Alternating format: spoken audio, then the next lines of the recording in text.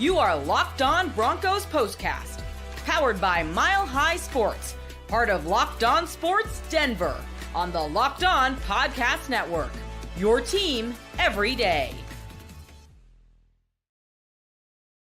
It is your Locked On Broncos postcast, but it's also a squad show joined by my man, Cody Roark from the standard Locked On Broncos podcast show. You all know and love him. Sayre Bedinger will join us in a little bit. And special guest on the program this afternoon, as well as Dr. Anthony Blevins, kind enough to give us a few minutes of his time talking all things NFL. And unfortunately, for Broncos country out there, folks, it is not a good outcome as they fall to the Buffalo Bills 31-7. Looked like it might be a fun afternoon after the way that Broncos started that game out with that early touchdown, Bo Nix to Troy Franklin, but all Bills from there, 31 unanswered points. But we're going to kick back. We're going to relax, have some fun here on your Locked On Broncos postcast. So make sure to hit that like button, smash that subscribe button as well. That way you guys never miss an episode of the show. But guys, I'll start with Cody. We'll go to Anthony after that. Tough loss for the Broncos. Yeah, look, tough loss. I think frustrating considering how promising of a season it was and the developments that we've seen with the third youngest roster in the NFL here at the Denver Broncos. And look, early on, they made it very interesting. The Broncos, I thought they couldn't have gotten off to a better start offensively with a long touchdown there to Troy Franklin. And, you go up 7-0 on the road against the Bills. That's a good feeling to have. But then it's like, all right, well, now you have to factor in the next part. Can you stop Josh Allen and the Buffalo Bills? And unfortunately, Denver's run defense, they got ran through, all throughout the entire day. I mean, the Bills had over 471 yards of offense in this game. 210 of that came on the ground between, obviously, James Cook, Josh Allen, Ty Johnson. Denver struggled in this, and hats off to the Buffalo Bills. I mean, I think one difference that we saw, and obviously Coach Blevins, you saw this as well, that Bills O-line is huge. They're physical, and I think that honestly was a little bit of the difference maker here in this game, especially considering that the Bills owned the time of possession really from start to finish. I mean, 41 minutes TOP compared to Denver's. Not a great formula right there. Yeah, when you lose time of possession that bad, you're not going to win the football game. It was indicative of the score. It was 31-7. It was almost 42 minutes of time possession. You don't have the ball enough to score enough points to keep up in that situation. And when you hold the ball that long, on the flip side of it, Denver, they don't get off the field they don't stay on the field on third down. I think they were 2 of 9 on third down. And then on the flip side, defensively, you don't get off the field on third down. Buffalo, they were 50-some%. So that's a recipe for disaster all the way around. And when you can't stop the run, you can't get off the field on third down, can't stay on the field on third down, you end up with a score like that, 31-7. Yeah, and it was a frustrating game. Like I said, it started out kind of hot there. And real quick, let me also tell you about our friends over at FanDuel, who's the presenting sponsor of this show, guys. You can get started with a big return on FanDuel. New customers can place a $5 bet, and you'll get started with $200 in bonus bets if you win or lose your first $5 bet. Just visit FanDuel.com to get started. But, Coach, I'm curious to get some of your insight here because, like I said, it felt like the Broncos got out to that sizzling start. You see Troy Franklin get the touchdown pass, Bo Nix in the offense, kind of, doing their thing out of the gate. But, something that I hear a lot, I'm sure you hear a lot, and is also probably the truth, is you can kind of script that first drive or two and try to figure out exactly what you want to do and try to pinpoint some weaknesses of the opposing team before the game kind of settles in. How did you read the Broncos start in this matchup compared to their finish? I thought coming into the game, based off that first drive, they knew exactly what they were going to get on defense. They got the big play for the touchdown, and that was it. Buffalo came to the sideline, they regrouped, they settled down, and they made some adjustments. And it looked like from that point on, Denver had no rhythm on offense. They didn't look like they knew exactly what they were seeing. And Bo Almighty was not very strong today. It just nothing other than his legs. That was the best part of the offense for Denver today, was him scrambling, getting out of the pocket, getting outside of the pocket and making throws on a run. But I kept waiting for them to speed the tempo up, do a little no huddle, change the view and the look, because that's what puts the defense on their heels, is when you go no huddle. The quarterback can see it because the defense is standing out there. They're waiting for the call, but they're all in their alignments, and you can kind of see it.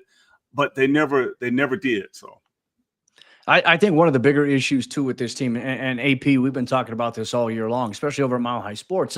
The lack of a run game has hurt the Broncos consistently. Look, I don't know exactly how many games it has been, but when Bo Nix has been your leading rusher, at the quarterback position in a good portion, probably more than half of your games this season, that's not an ideal formula. Obviously we love the ability that Bo can create with his legs, create those opportunities. But the fact that you're not getting a consistent enough production in the run game with your running backs, that's problematic. And look, Javonte Williams had a couple of runs, just wasn't good. It hasn't been a great year for Javonte. He finished the year with 513 yards rushing in 18 games. That's not a great formula.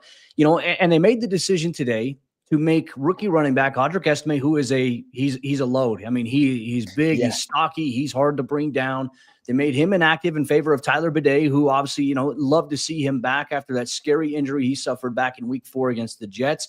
Springy, flashy, you make the decision to make him active, and then you only give him 2 carries. 2 carries, 8 yards, as coach was saying before we went on air. He's like, hey, at least I finished with a 4.0 average with him. You love to see that. Bidet is got some flash. He's got some spring to you. But the fact that Denver can't run the ball is problematic. And look, I think right before halftime, this is really where things got away from. This kind of reminded me a little bit of the Baltimore game. Denver didn't allow a touchdown necessarily, but they had negative momentum going into halftime, right? I think Bo Nix did a great job. They led the offense downfield to get into a field goal range there. Will Lutz kick bounces off the right upright, and then you go into halftime, instead of being tied 10-10, you go down 10-7, and the Bills come out and they gash you on their opening drive. And that right there is hard, especially for the defense. It kind of just sucks the wind out of you. This defense ran out of gas in the last month and a half. They got off to such a great start early on in the season. They're able to get after the quarterback. And look, they were able to sack Josh Allen a few times today, which he was the least sacked QB coming into this game. But when you're giving up 8 of 15 on third down, you're getting gashed in the run game, and you're giving up big chunks and even allowing them to convert on fourth down. I mean, the Bills were 2 for 2 on fourth down with tush pushes here in this game. And one of those touchdowns came on just a ridiculous throw and scramble by Josh Allen where, the running back got, a knee in bounds there. It's just debilitating. It just kind of highlights a little bit of the problems I think the Broncos have had here with this team in the last month and a half, specifically on defense. It just hasn't been good enough. And that's frustrating. I know it's something that Sean Payton has highlighted has been a little bit of a problem, but you need to have complementary football. If you're getting great contributions from your special teams, but your offense is inconsistent, your defense is inconsistent, you're not going to win a lot of games. And especially when you get in the playoffs, it's not a formula to win there either. Yeah, no, I mean, I completely agree with you. And you make a couple of good points. We'll touch on the run game as well, which was virtually non-existent for the Denver Broncos today. But frankly, that's been the case for them all season. I mean, Bo Nix was their leading rusher once again in this game here today. But we talked about it earlier in the show. I mean, the time of possession battle, 41-43 for Buffalo compared to just 18-17 for Denver. And I want to run with your point that you made, Cody, because it did look like Denver's defense was on skates a little bit, right? Just catching their breath, down after down, play after play.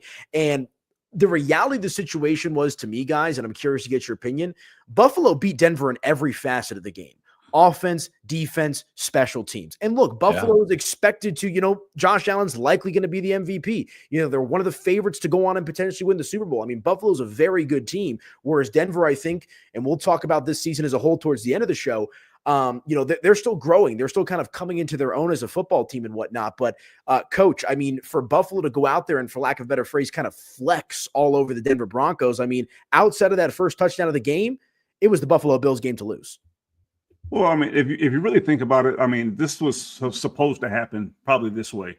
Buffalo's a favorite to go win the Super Bowl. They've been a favorite all year to win the Super Bowl, and they've played that way all year. So I don't know if I had 31-7 on my bingo card, but maybe 28-14 was on my bingo card. So I think Buffalo just showed everybody how good they really are, and the difference between a number 2 seed and a number 7 seed. There's a big difference there, and I think you saw it today. You talked about it, Cody. That offensive line, they were dominant all day. Josh Allen had all day to throw the ball. They sacked him 2 times, but for the most time, he had all day. On the touchdown pass, it was like he was back there 10 seconds, and then finally somebody came open. So that's a recipe for disaster. You can't ask the DBs to cover that long without pass rush. So, and that's been a strength of the Denver defense most of the year, is their pass rush and the pressure packages in order, they've been able to get sacks. And Coach, you obviously know this coaching defense, and obviously this was when I was a defensive coordinator. This was also a tough thing too, because when you face an offense, and I look at Buffalo, they were probably more well-balanced offensively this year than I think they have been in all of Josh Allen's career. They have a legit run game. They have like Amari Cooper. He's not a true number one anymore, but Amari can still produce. You got a young guy in Khalil Shakir who can obviously play well for you. You got a rookie in Keon Coleman who's impressive. You got obviously Dalton Kincaid at the tight end position who can make plays. And obviously you've got, Matt Collins who can make some plays for you as well, bring some toughness and some grit there. You have that balance. And so when you're facing a QB like Josh Allen, who you have to account for him on every blade of grass on the field, because he can roll all the way out and throw it across his body for 70 yards for a touchdown if you don't have your scramble drill rules intact there. But also when you have a running back like James Cook who can gash you a little bit, and then you have a quarterback in Josh Allen who can use his legs, it's really hard to say, like, how do you stop this Bills offense? Because they hit you with one thing, you try to adjust to that, then they hit you with something else. As a defensive coach, that's one of the hardest things to have to adjust to. And also when you're getting chunked, it's also hard sometimes too to just get everyone on defense to pause for them and say, hey, catch your breath. Let's refocus. It's hard when the flow of the game is going as fast as the Bills dictated it. Yeah, and I'll tell you this, it really starts really up front. Like with any defensive coordinator, you have to stop the run. You've got to stop James Cook from getting out there, and then you deal with everything else from there. You get them in situations where they're going to pass. You get them in long yardage, but it starts with stopping the run, and that's something Denver did not do today at all. At no point in time did they stop the run today. Yeah, and I mean, James Cook, I believe off the top of my head, 120 rushing yards here. Let me pull that up for you for the Buffalo Bills. Yeah, 23 carries for 120 this afternoon for James Cook, who's been an absolute phenom. I believe, 16 touchdowns in the regular season. He gets his 17th in the middle of this game here today. Mm-hmm. I mean, Josh Allen, as Cody mentioned, you kind of have to account for him as a passer and as a runner. He has 46 yards on the ground himself. And really, it wasn't a leader in the pack today, I would say, from Buffalo in their receiving core. I mean, Curtis Samuel led the way with 3 for 68. You had Khalil Shakir with 6 for 61. Dalton Kincaid added 3 for 47. So it felt like Buffalo just did a really good job of kind of targeting some soft spots that they identified within this Denver Broncos defense. And to your point, Cody, it's a defense that's been up and down for the last month and a half, really started the first 2/3 of the season on a high note. But there's been some holes. There's been some flaws. There's also been some injuries that they've had to account to. But in my opinion, one guy that got picked on all day today was PJ Locke. I thought it was a rough day at the office for PJ. Yeah, I mean, it's tough too. Like being a back-end safety, right? The common shell we see in today's NFL is a too-high shell, and obviously you get a lot of robber coverages. A lot of teams, unless they're a heavy cover 4 base team, they're going to keep their safeties back there, but you're always going to roll a guy down there. I feel like in plays where Josh Allen extended with his legs, that's where, like, the safety, your eyes, I mean, not only that, like, you have to read run, like you're reading the guard to see, hey, is this run or pass? And you have to be like, I have to play and react quickly to coming up against the run. Oh, and then also, like, I have to be able to get into my drop. And I think communication, especially between the safeties and the linebackers, that's just been something that's been off for them the last handful of weeks. And obviously you've seen a couple of breakdowns in coverage, even by Pat Surtain in this game. It's just, it was one of those things where I look at Buffalo, they have a built-in margin for error versus a team like Denver. You can't really make those types of mistakes against them and expect to sustain for 60 minutes. And certainly that was something that kind of reared its head because, all right, hey, you go up 7-0, but then it gets out of hand for you. All of a sudden you make it 7-3 because you force them to a field goal, which is great. Like, you stop the bleeding a little bit. They settle for a field goal. Denver's red zone defense held up, but it was the other areas of the field, the big chunk plays that really hurt the Broncos in this game. Death by 1,000 paper cuts. Yep. And like you said, you couldn't find a way to stop the bleeding, and that is a little problematic. I think this game is going to force them to really take a look at what they want to do personnel-wise this upcoming season. Definitely a rough game for PJ Locke, and obviously I think his story has been incredible for the Broncos. And me getting the chance to know PJ and see that from being an undrafted guy to making it to an NFL roster, becoming a starter, getting a contract extension. It's great, but, I think is the system, right? And it's not just on player execution. Are the coaches putting these guys in a position to succeed and vice versa? Players have to execute, but I think there are a lot of questions here about how Denver's defense and personnel-wise, how they're going to move forward here. And certainly this performance, especially on the back end there, was a little rough. Yeah, and I mean, I mean, let's talk about this now. Vance Joseph, right? I know there's some people that have been kind of going back and forth with him in the comment section as we're live here on Locked On Broncos. Appreciate y'all as always. Look, I think obviously compared to last year, this defense took a step forward. And frankly, I think the defense as a whole is still a good unit. I'm not trying to take anything away from them, but you kind of alluded to the last month and a half has been a little up and down. I mean, for lack of a better phrase, and the reality of the situation is they were picked apart here today, 31-7. So I know that Vance has already interviewed with the Jets. I'm sure he'll probably get another handful of head coaching interviews in this cycle as well. So, do you guys expect for Cody? I know you're in and around the team every day. Like, are we expecting a Vance Joseph return? And if he is back, how do you think this defense tries to make some adjustments moving into next year?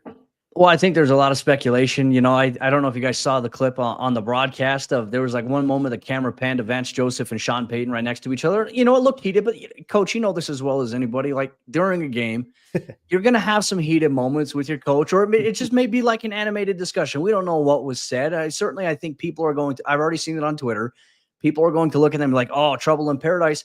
It happens. And look, Vance is responsible for the defense. And there's things that Sean could do to help the defense out as well. And when you're, going 3 and out really quickly, it doesn't help your defense who, if they've been on the field a little bit. There's got to be balance. There's got to be give and take here. I think what Vance has done from last year, from that 70-point game to the Dolphins to this year, has been incredible. The Broncos were, a top 5 defense for a large portion of the season.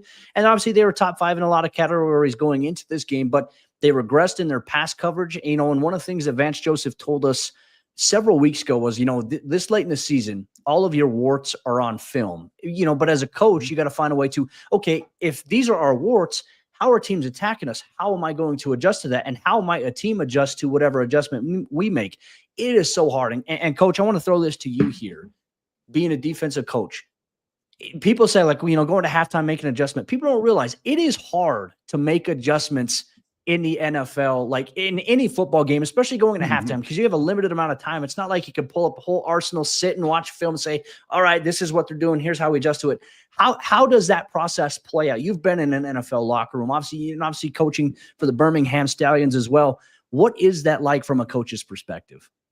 Well, it's quick because you only get 12 minutes of halftime. So by the time you get in there, it's 10. Then you got to come back out at about 2 or 3. So you only got a few minutes. So those adjustments for the coaches, you've had those conversations going into the half already, and right now this is what we're going to try. We're going to try this front. We're going to try this defense, and you got to hit it really, really quick to get it going. And then you come out in the second half and you try to adjust and see what they've adjusted to, and you see if it met. I mean, like you're almost throwing, seeing whatever you throw on the wall, see if it sticks, and then you go from there. But those adjustments happen really quick. But it's only a matter of what the players can handle, because sometimes the stuff that you that's been in the arsenal that you haven't worked in a couple of weeks, they may have new guys in the locker room that are on the team. They haven't seen it, haven't repped it, and you throw it out there, and that's just another bust that's about to happen. So, yeah, I think that's some good points for sure. And I don't know, man. It's frustrating. And I'll save some of the optimistic thoughts for the end of the show, right? We've got to react to what is a crushing loss for the Denver Broncos and their fans. But this season is still very much a success, right? A lot of people did not expect the Denver Broncos to even be near the playoffs, let alone get in the playoffs. So I think all things considered, like I said, we'll save some of those big picture thoughts for the end of the show. But tonight, this afternoon rather, is an unfortunate loss for Denver as they fall to the Buffalo Bills 31-7 in a wild card weekend. Real quick before we go to break, Cody, anything else you want to kind of add from the defensive schematics point? I thought Coach made some good thoughts there. Yeah, I mean, look, you have your foundation of your scheme, and really it was, hey, we got to create pressure, but it's like against a guy like Josh Allen, the challenge is you can't rush too far upfield, you can't crash too hard inside because he has the ability to dip up underneath and take it, right? Especially if their offense, when they go empty, or if they're drawing your linebackers out in coverage or drop into a zone, that's really where if you're going to rush with 4, you have to maintain that push. And I think that the Buffalo Bills offensive line, while Denver's trenches have improved this entire season, I think they've made some great additions. Zach Allen's had a terrific year. John Franklin Myers, Jonathan Cooper, Nick Bonito. that Bills offensive line is the best it has been in Josh Allen's time here. And for a team that, for them going into this offseason after they trade away Stephon Diggs, they're like, all right, hey, the Bills are going to rebuild. They passed on Xavier Worthy in the NFL draft. People are like, oh, okay, this Bills team, they might just, rebuild for a year and then reload. They actually made a decision. They went against the grain of what people thought was the popular move, and they stayed true to who they are, and it's got them here in the postseason. Look, let's also be very clear. This Buffalo Bills team, even though they're the number 2 seed, they're they've beaten the number 1 seed Kansas City Chiefs. They've beaten the number 1 seed Detroit Lions in the NFC. This is a good football team, and obviously they're going to run up into a challenge against Lamar Jackson, the Ravens, who the Ravens beat them pretty badly early on in the season. That'll be a matchup that could, I know the votes have already been turned in, but it could change people's perspectives on who the MVP truly should be next week. And unfortunately, Denver's promising season ends in disappointing fashion. But as you mentioned, there are a lot of things to be optimistic about surrounding their future.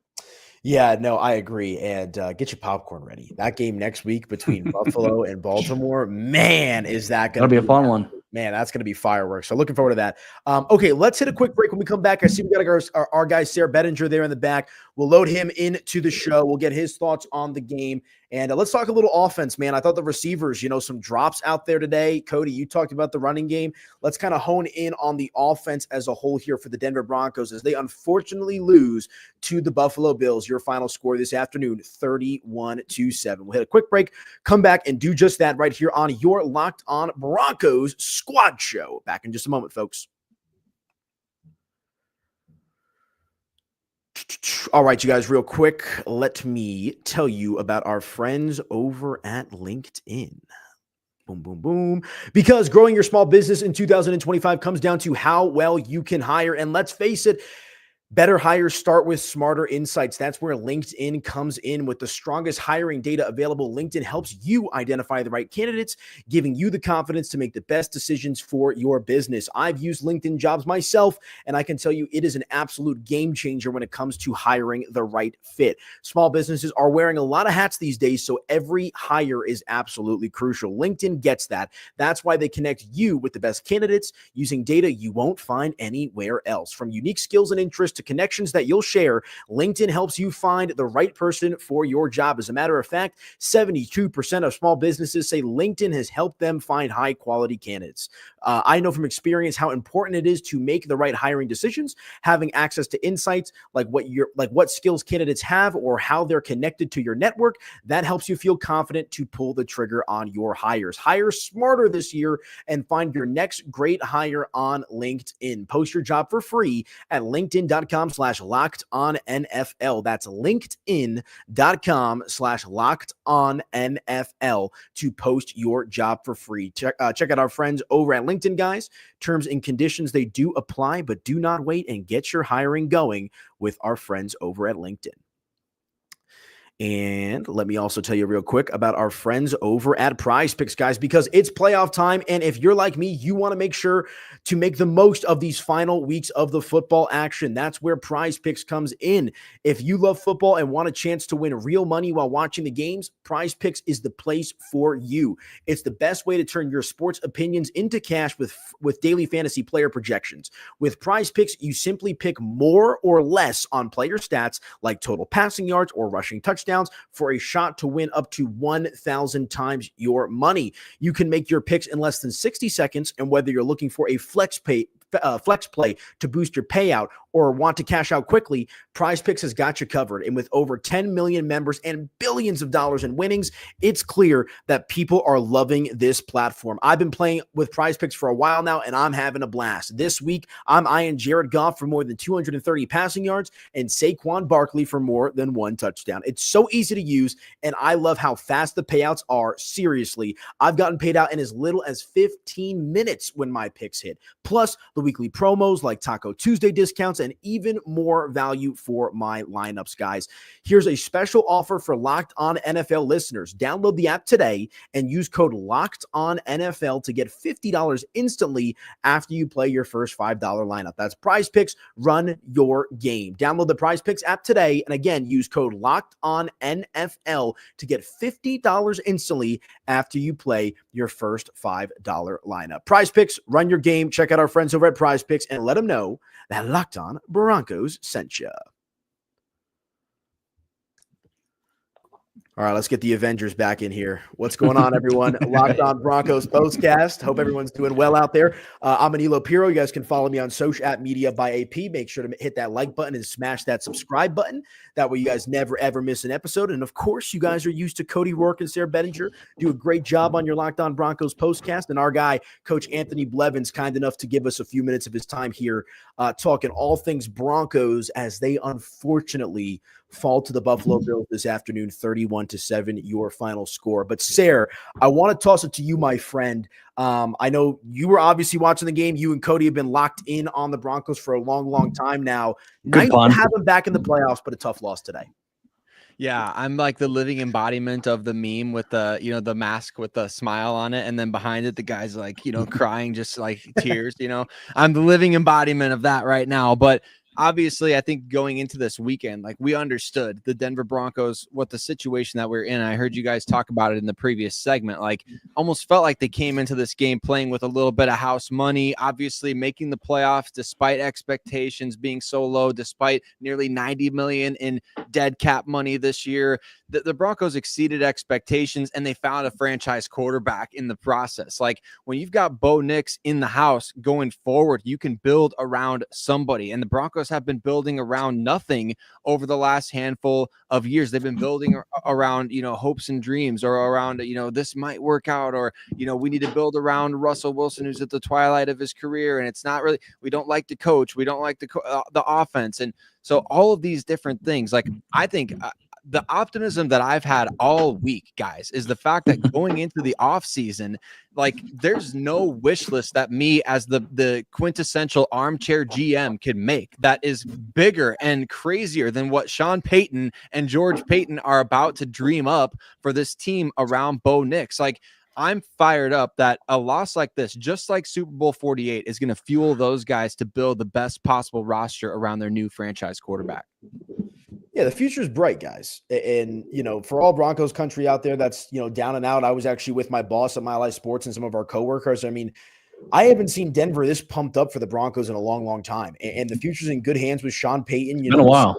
with VJ, so there's a lot of good stuff. But Coach, I want to get your opinion here as we kind of talked about going into the break. Cortland Sutton today, 5 receptions for 75 yards. Troy Franklin scored that first touchdown, finishes with 2 for 54, but a couple of tough drops. I felt like, Cortland missed a big one over the middle.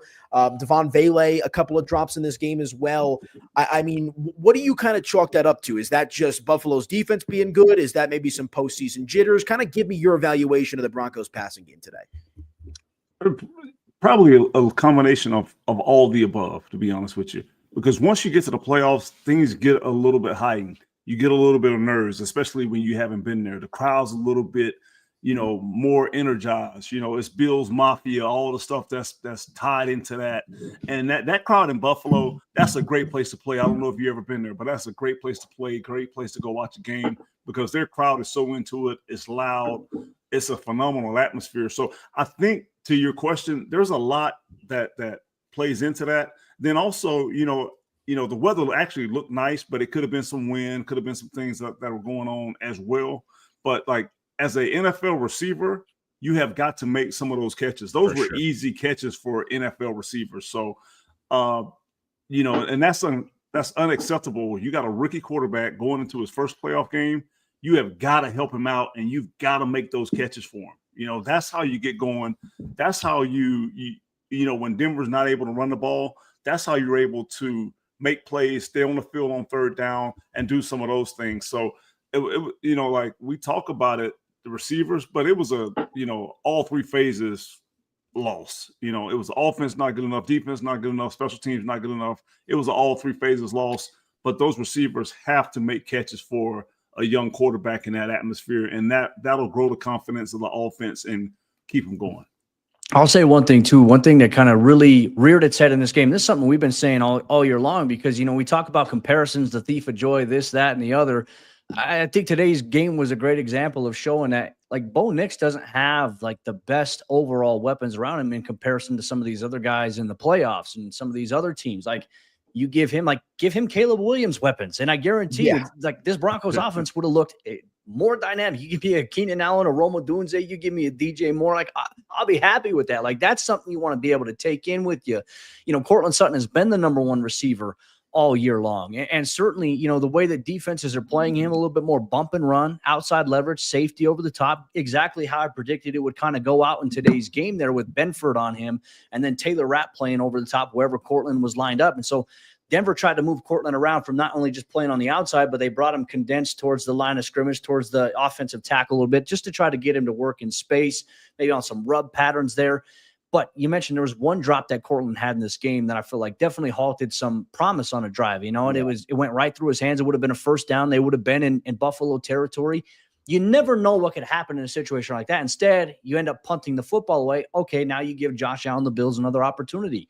Rookie Devon Vele had a rough game in his game. 3 drops for him on the afternoon, especially a couple ones that would have put them in field goal position at least. And you never know. The Tide, when the game is close like that, it could make a difference. And then obviously Troy Franklin had one to open up the Denver's first offensive drive of the second half there, 3rd and 5. You have that drop, and, that right there can halt your momentum. Then you punt it away. You go 3 and out to open up the second half there, and the Bills go down and score again. And all of a sudden now it's 21-7. That right there is just Sean Payton talks so much about the hidden yards. And I just think that Denver's overall weapons offensively, you have some good players, but you don't have enough around Bo Nix right now for him to truly thrive and take off. And the fact that we also talked about that you have a lack of a run game, that makes it so hard. Like, coach, from a defensive game planning standpoint, when you're going up and you're scheming throughout the week, like, hey, we're going to face an offense that really they just can't run the football. How easy does it make you and for you and your defensive coaches? How easy does it make the game plan for you guys? Oh, it makes it simple, because like if I know you can't run the ball, obviously we're going to spend some time working on defense, run gap, stuff like that. But I'm going to take away all your receivers on the outside, take away all your chess pieces, if you will. Take away your queen, your rook. I'm going to take all of that away from you, and I'm going to make you beat me doing something that you don't do well, and that will be running the football. Yep. I think that's a great point you make. And as I mentioned, Bo Nix was the Denver Broncos leading rusher today against the Buffalo Bills, 4 carries for 43 yards. I mean, but peanuts, for the most part after that. Javonte, 7 for 29, Tyler Bede, 2 for 8. I mean, really nothing worth talking about outside of the fact that there was no rushing attack, which, Sayre, to your point, we'll see what Sean Payton and George Payton decide to do in the offseason. But I would imagine that, and I understand that running back has become so devalued over the years in the NFL, but that has got to be priority number one. I mean, tight end as well, obviously wide receiver depth, inside linebacker is something you're looking at as well. But I mean, and that's the other thing to what Cody said, man, like this is a rookie quarterback. And again, the expectation this year, we talked about at the Mile High Sports Studios, is figure out if you've got a guy in Bo Nix. Like, figure out if you can build around this guy for the long haul. And they have figured that out for sure. I think making the playoffs is the cherry on top to an extent, but the running game today, abysmal. All season has been abysmal. They've got to figure it out. Yeah, that's why they tried to go get Josh Jacobs in the offseason, right? It was Sean Payton doing his little recruiting bit all the way back when he was part of the media still at Super Bowl Media Row and things like that. I mean, you try to go get a guy like that because teams are going to take away the deep stuff in today's NFL. They're playing the 2 high safeties all the time. And so you've got to be able to run the ball, gain yardage after the catch. That's why running quarterbacks are so effective if they can get to that second level. So I feel like, man, it's just personnel. Just imagine if the 2013 Broncos only had Eric Decker and a bunch of Andre Caldwells. That's what the Broncos are doing out there. Not that Andre Caldwell deserves to be catching strays on the show here today because he did his part for that team, but that's kind of like personnel wise, that's what we're talking about. Like, there's no Demaryius Thomas. There's no Eric Decker even. Wes Welker. Sutton can be that. Like, Sutton could be that Eric Decker type to where you leave this guy one-on-one the course of the game, he's going to absolutely cook your defensive backs. But teams taking away Cortland Sutton, nobody else is stepping up consistently for this Broncos team. And it's driving me nuts, guys. I don't know if you could tell. No. We've talked about it ad nauseum on Locked On Broncos this year, and I can't wait to talk more about it this offseason because, like I said, it'll fuel this front office to go out and fix what is obviously the biggest need on this team, talent at the skill positions. Go out and get those guys. Let me highlight something here real quick, right? Denver finished this game with 224 total yards of offense, okay? Bo Nix accounted for 187 yards of that 224. Riley Dixon, 15 on a fake punt. That right there just tells you there's not enough production offensively. And so much of that, too, I think when we go back and watch, it's going to be like, who's going to step up? And you have some tough decisions coming up. Look, Courtland Sutton, he's entering the final year of his deal in 2025. What does that look like? Do you get him a new extension? Who do you bring in to help him? You're going to be dealing with that final $32 million of dead cap from the Russell Wilson release this upcoming season, but you're going to have way more flexibility to maybe make a couple of big purchases in the offseason in terms of upgrading several positions. And then you have an arsenal of draft picks as well. That has to be like this year. I understand Denver's going to have to make some defensive changes in terms of personnel. They're going to have to make some adjustments. Maybe Justin Simmons returns. I think that could be a real possibility this offseason. We'll tease that later on here. But offense has to be the priority here for this team because that's going to be the foundation of what keeps Denver in it sustainably while Bo is on a rookie deal. Yeah, and I agree. And that's the advantage the Broncos do have moving forward is that rookie deal of Bo Nix. We know that it could be just so crucial when you can build around a quarterback before he absorbs, what inevitably becomes, a majority of the salary cap there when he's going to keep growing every year too because exactly. these TV rights. Yeah, that's kind of the reality of the situation. But Coach, I want to get your opinion because Sayre brings up a good point about, taking away Courtland Sutton and that kind of, makes the Broncos have to reinvent the wheel here a little bit. Was it as simple as Buffalo taking away Denver's top option at receiver and forcing them to run the ball? Or do you think they ran some stuff schematically that threw Bo Nix in the offense for a whirl? I think they did do some things schematically, especially after that first drive that may have confused Bo. But it really was Buffalo was better than Denver. That's what it really boiled down to. Simple. Like, I don't think the schematics at this point of the year, you're not doing anything that you really haven't seen. You may do it a different way, may do it out of a different personnel package or things like that. But at the end of the day, Denver was not good enough to compete with Buffalo, and it showed. I think it's that simple. Like, to be honest with you guys, and I know we talked about it earlier in the show, like, I think it's Buffalo. Like, I understand there's Kansas City, who I know Bronco fans don't want to talk about.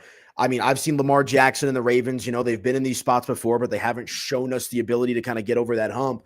This might be the year. That's what I'm saying. And I mean, it feels like, and I know you made the point earlier too, Cody, that like maybe some people thought it might be a retooling type of year for the Buffalo Bills where it's been anything but that.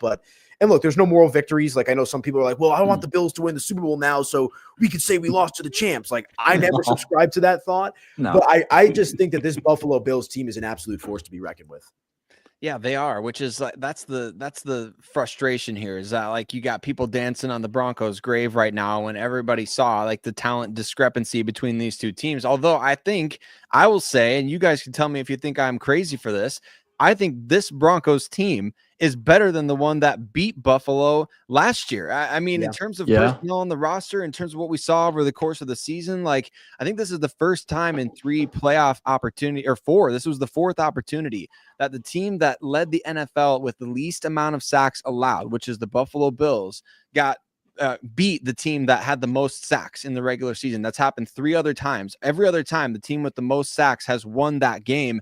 I think Denver's pass rush let them down in this game. I think that obviously on the back end of things, like Pat Surtain, a couple of lapses from him, PJ Locke, huge lapse on the Ty Johnson catch. The linebackers and the safeties still having communication issues. To me, it looks like, I mean, I certainly haven't played in a long time and I don't know what, at the NFL level, the communication aspect. So maybe coach can sound off on that, but I feel like this team was better than the one last year that won. It's just that the Bills, Josh Allen has reached a new level. Like James Cook wasn't as good last year as he is this year. And they didn't have to filter their offense through Stephon Diggs, which helps them tremendously. So I just feel like Denver is closer than this score indicates to being able to compete in these types of games. It's gonna require, though, going out and getting those guys. And I'll say this: playoff football is won in the trenches. Buffalo O-line is better than Denver's O-line. And it wasn't even close. And it showed you today how they were able to run the ball, dominate the time of possession. This is where games are won in the playoffs. If you want to go to the Super Bowl, it's done through the O-line. We can talk about the quarterbacks. We can talk about the running backs. It starts up front. It starts with being able to protect the quarterback, run the football, defensively, it starts with being able to stop the run, and it starts with able to get pressure on the quarterback when you can only send 4. So I think today was just an indication of Buffalo being very good up front. Their offensive line just being dominant up front.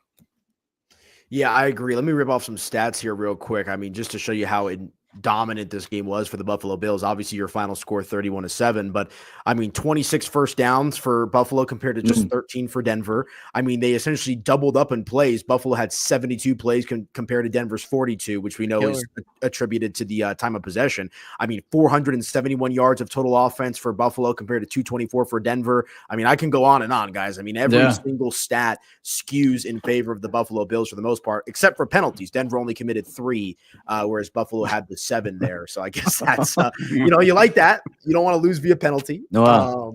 But no, Except I mean, the one that extended their touchdown drive, the Brandon Jones personal foul that was at a critical point in the game, wasn't it? I mean, that was the drive where they got the touchdown, right? So, I mean, shoot, it feels like at the worst possible times, I mean, your missed field goal by Will Lutz, the penalty by Brandon Jones, obviously the drop pass on your first possession in the second half when you're still down by only 6 points, like that type of stuff. It's just those little things that the Bills did not do that the Broncos did that buried them in this game.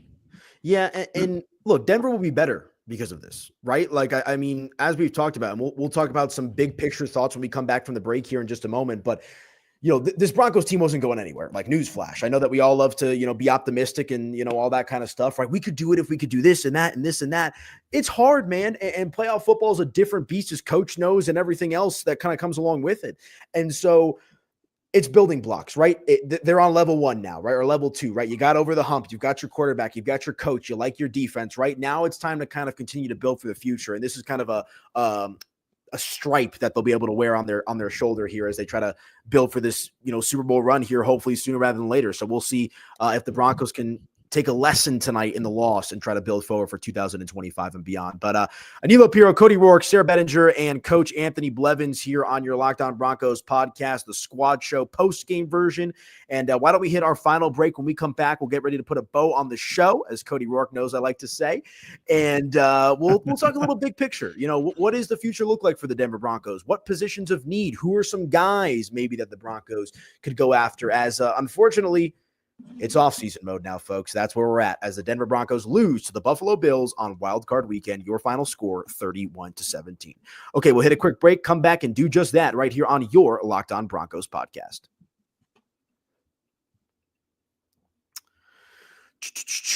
All right, you guys, real quick, let me tell you about our friends over at FanDuel. Because from big upsets, not today, unfortunately, to game-winning drives, I'm sure there'll be a few of those throughout the NFL playoffs. The fact of the matter is the NFL playoffs are better with FanDuel, because right now, new customers, yes, you, the customer that hasn't signed up for FanDuel yet, you can bet $5 and get $200 in bonus bets guaranteed. That's $200 in bonus bets, win or lose. The FanDuel app gives you everything you need for live bets, same game parlays, and so much more. Just visit FanDuel.com to join today and get started with $200 in bonus bets. That's FanDuel.com. Make this playoff season unforgettable with FanDuel, an official sportsbook partner of the NFL. And I always like to say it when I do the FanDuel read, I'm an active FanDuel user. It is my personal favorite sportsbook. I'm still kicking myself for not betting Derrick Henry to go off last night, because he did. But that's what it's all about. So be sure to check out our friends over at FanDuel, guys. Get in on the action and let them know that Locked On Broncos sent you.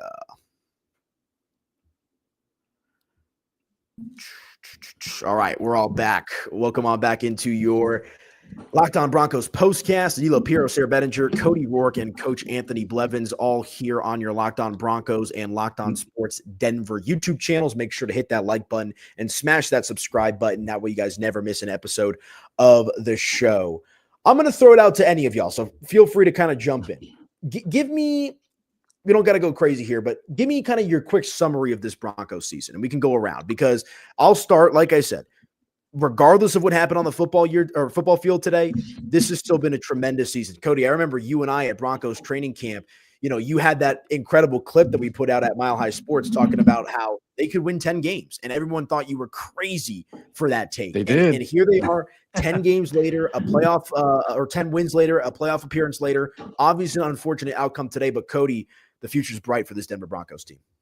Yeah, I would say promising is, if we're going to go with a one-word theme, promising. Yeah, and certainly there's a lot that this team is going to have to address personnel-wise. They're going to have to get experience in some other positions. They're going to have some playmakers on the offensive side of the ball to help out Bo Nix. Bo can't just be the offense himself. Well, it's great to have the answer that, hey, you got your franchise quarterback.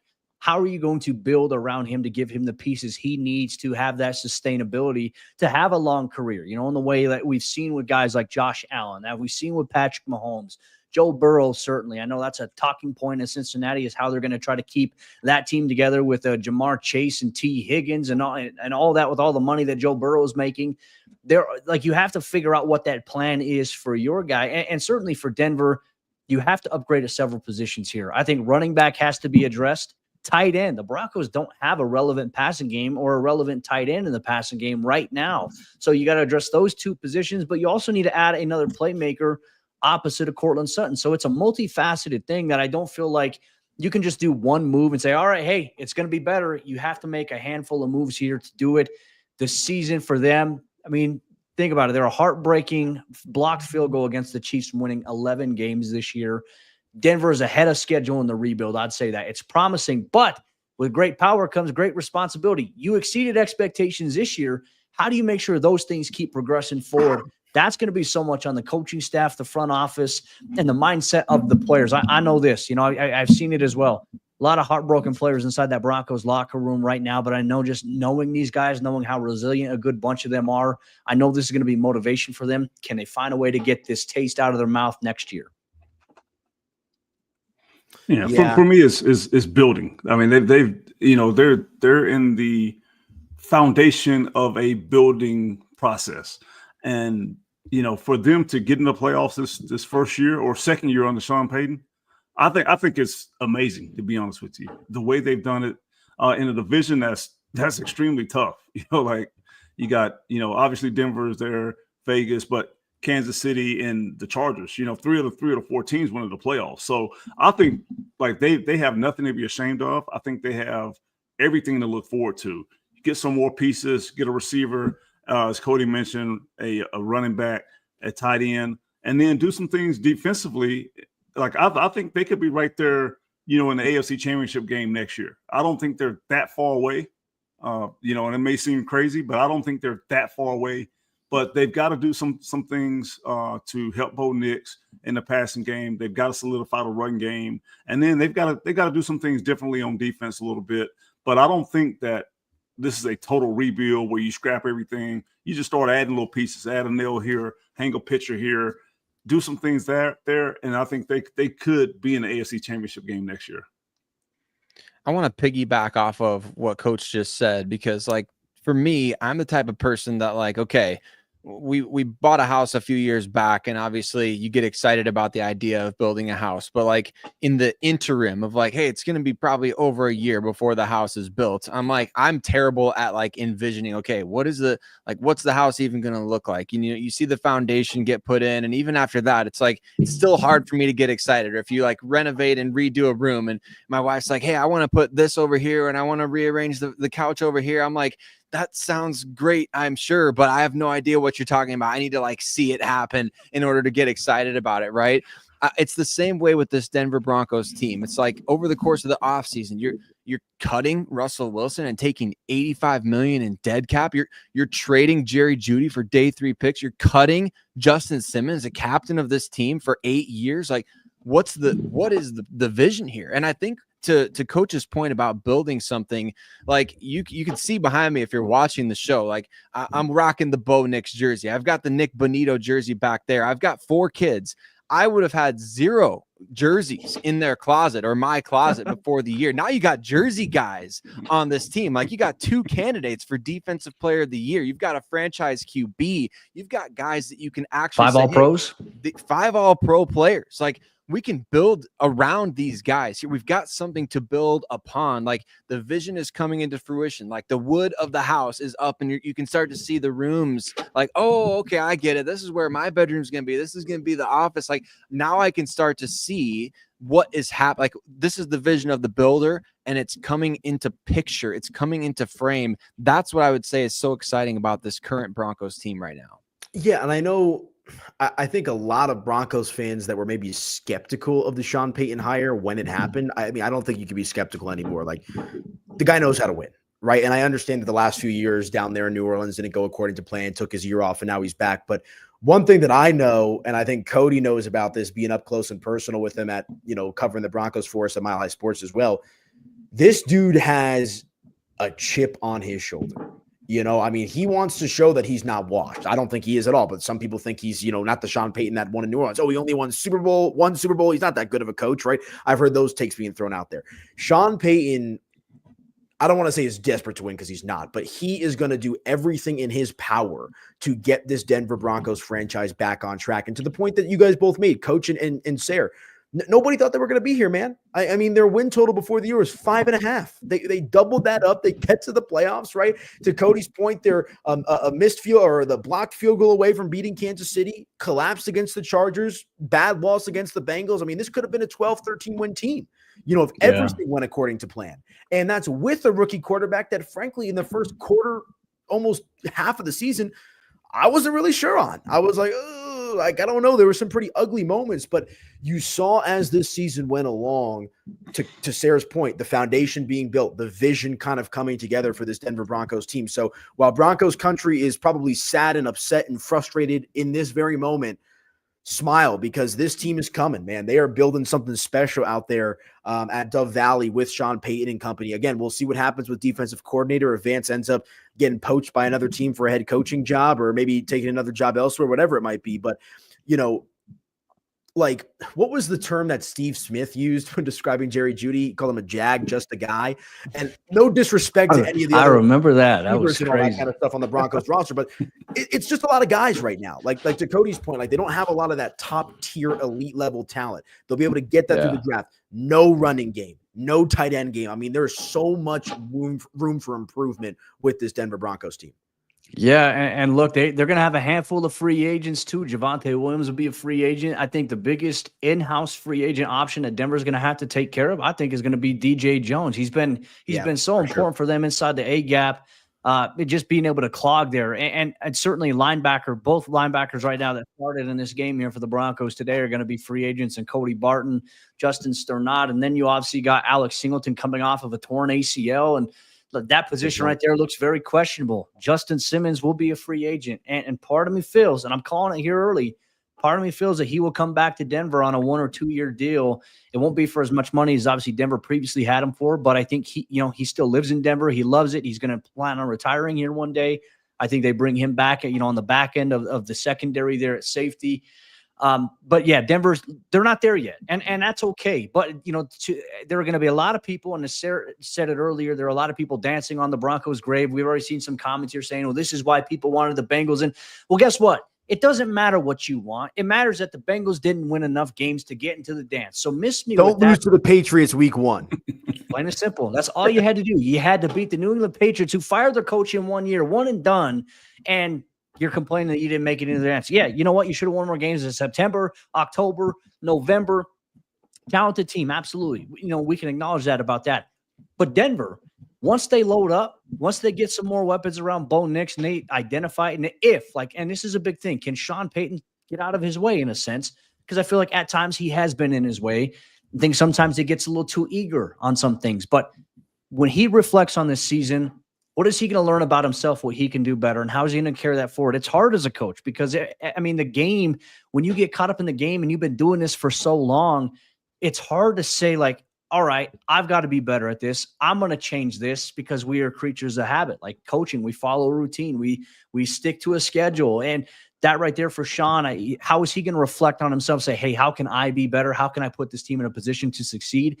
The fact that he's done it with this team and this roster, considering what we saw from Nathaniel Hackett and this team, the widespread changes that Payton has made, that's where I have confidence that the Broncos are going to get on track here, and they're going to be a team that is going to be a tough out inside the AFC for the next 3 or 4 years if they do it the right way.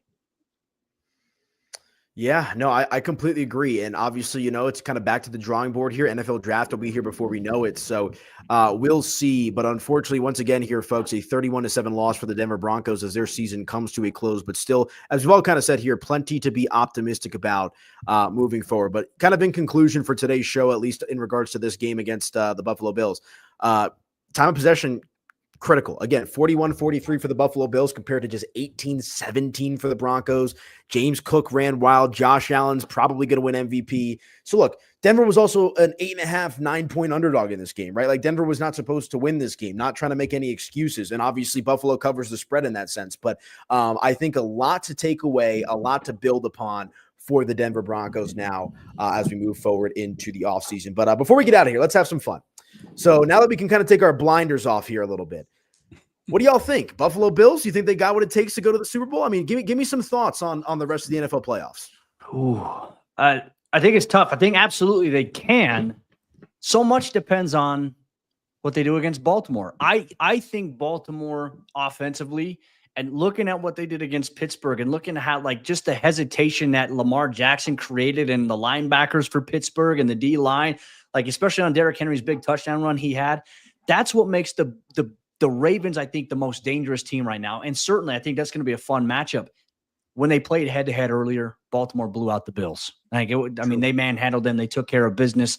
And this is a thing for Lamar. Can you finally get over that hump here and advance even further? And obviously the Kansas City Chiefs are going to take on the Houston Texans. I think I'm curious to see how the Chiefs look coming off of, this layoff that they've had, and considering that what we saw from the Texans against the Chargers looked like the team we saw last year, not the team from the Texans that we saw a large portion of this year. They turned it on. So I think the AFC playoffs are going to be fun. And I think the Super Bowl winner is going to be in the AFC this year. That's how I feel. Ooh, what y'all think? Well, for me personally, I'm all in on Baltimore. Like, until they get beat, somebody's got to change my mind. I'm all in on Baltimore. Lamar Jackson, Derrick Henry, what they've done the second half of the season has been incredible.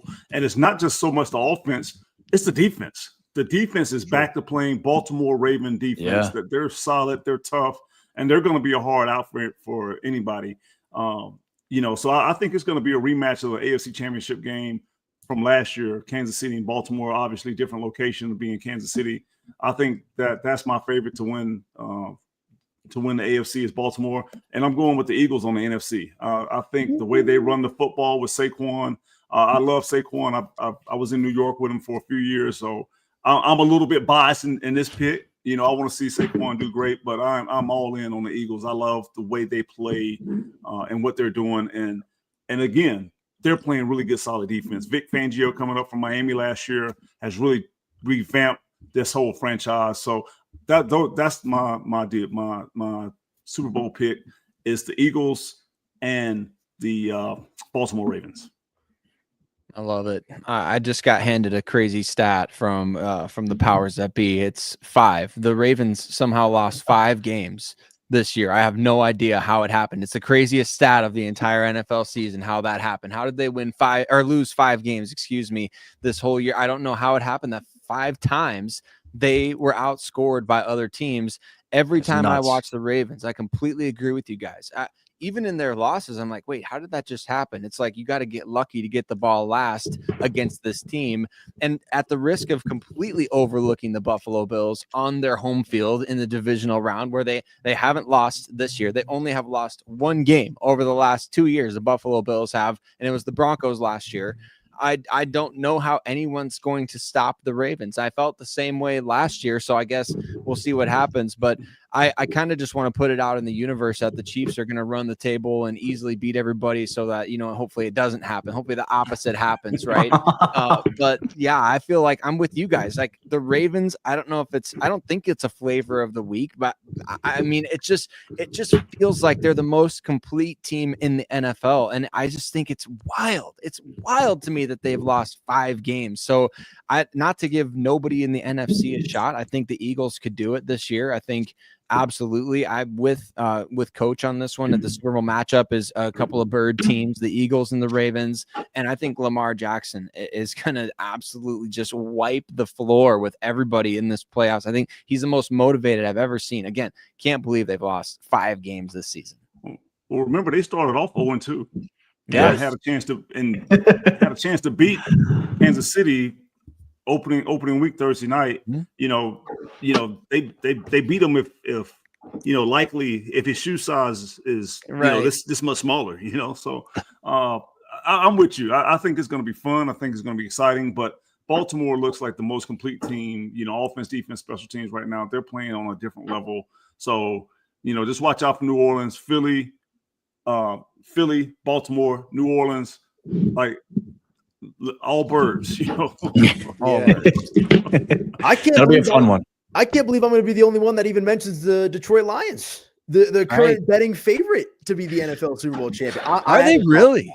That's the thing. I have no dog in this fight. I don't. And I would just love to see Detroit at least get there. I mean, how cool would it be, though, if we got a Detroit Buffalo, 2 teams that have never won? And that someone's going home a champion for the first time. But I agree with y'all, man. Baltimore's going to be a tough out. Buffalo's a tough out. Eagles a tough out, even though I'm not exactly an Eagles supporter myself, but that's a conversation for another day. No, man, but we'll see. It's all heating up here right now as NFL postseason is well underway. And unfortunately, the season coming to an end here for the Denver Broncos as they fall to the Buffalo Bills 31-7, your final score here today on Wild Card Weekend. But guys, this was awesome. This was super fun. Looking forward to doing it again. Coach, wish you nothing but the best on your endeavors. I know you're doing some other shows with the Locked On Network, so best of luck to you over there. And I know Cody and Sayre, y'all got Broncos country in good hands with your all off season long. Every day. Exactly. And for me, I got Nuggets. They played today. I don't think I'll be able to double dip, unfortunately, but I've got Locked On Nuggets postcast all year long. So come on over to your Locked On Sports Denver YouTube channel. Got Rockies, got Buffs, and got Broncos as well. So it's been a fun year of Broncos talk. And like I said, Cody and Sayre will have you covered all throughout the offseason, and Coach is doing his thing as well with Locked On Sports. But I think it's going to do it for us, fellas. So any closing thoughts from any of y'all before we get out of here? Nope, just a promising offseason ahead. And look, every single day, all year long, for the true fan, there's never an offseason. We're going to have an episode of Locked On Broncos for you every single day, plus some exciting stuff as well. Free agency, the combine, NFL draft, OTAs, you name it. We're going to have you covered all the way here. Can the Broncos rebound and use this as motivation? It's going to be the storyline and the theme of the offseason. Love it, man. Absolutely love it. Well, tough loss today for the Broncos, but a bright future ahead for sure. For Sayre, for Cody, for Coach Blevins, I'm Aniello Piro. Thank you guys so much for tuning in to your Locked On Broncos squad show. And we'll do it again soon. And enjoy your offseason. And go Broncos, go.